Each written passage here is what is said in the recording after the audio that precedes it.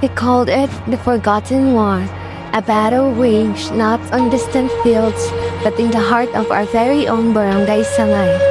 For years, the echoes of gunfire, the screams of the innocent were silenced, but the scars remain, etched into the soul of our community.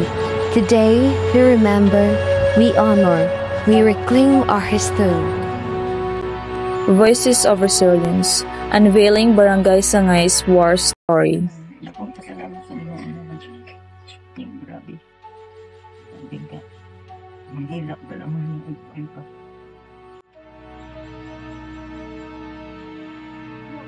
Ayo. Ayo. Oh. Nay, wag ka nay. Oh, ako si Evelyn Nay. Mag-interview unta ko Nay, musugot na ka Nay. Buto-bot.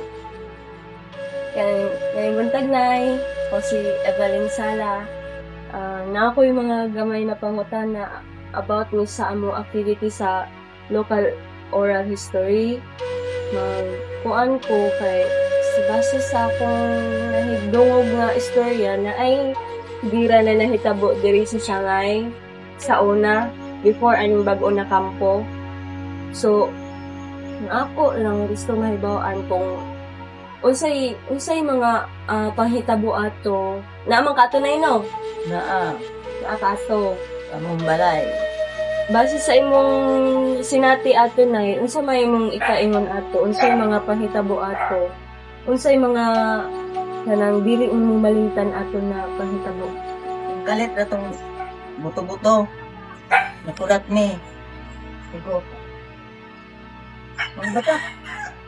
Manago ta kay dunay buto-buto. Manago ni sa banyo. Halos di ni masuot sa banyo kay daghan ni. Yan napag yung saka kay matago ko sa banyo. Sa kay pakat na. Ibu. Na usab landa din sa banyo paron. Ang kuan. Sira sa pintahan. Kuan gisirado. Napatay ta ani ron. Na naroy kuan. Arni din ning sud atong bay. Na yung mga bata. Nanay! Nanghilap na sila. Nga, nimbuto naman po otro. Kunam, asa naman tayo ni managan? Saan naman ito pagsiradong pintahan yung banyo nga? Nay, si panghilap na sila kayo. Dagkulging buto. Ay, tayo ni Rob. Mubuto ng kuan ron. Sa nangan nga. Bumba. Hilak na. Pakilang ako nito, nag-ungluha.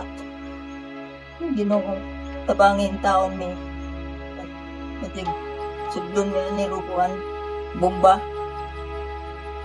Ang ni kinihilom ang buto-buto. Wa na kasi buto. Yan, ang gawas na mi.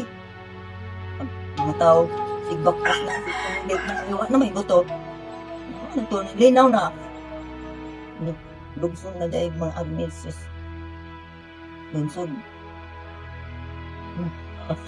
Parang aso lagi ang langit sa katong buto-buto. This ang nahitabo na dinha agad. Dinha.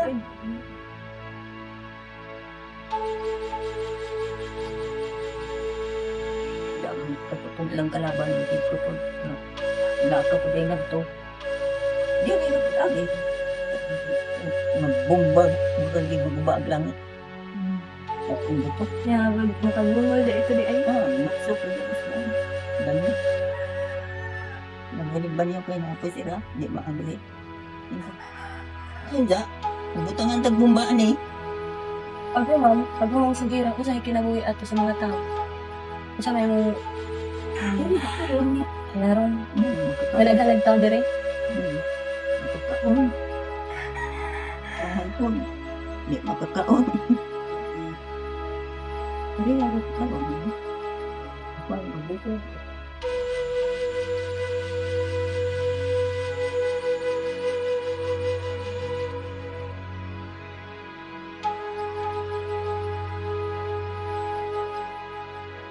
Tunay? likod rin day gagawin mo likod lagi. Ang buto-buto nga nung kaintid amo ng ay kanang sira sa bintana. Batang buto na da. Hindi lang lagi maguba ang among bahay. Ang kini lagi. Uy, pod mo gi kuan sa likod ato na. Nakaingon man ko diaras likod ang mga kuan. The war in Barangay Sangay was a brutal internal conflict, leaving lasting scars on the community. The fight involved both local and national forces, resulting in a significant loss of life and lasting trauma.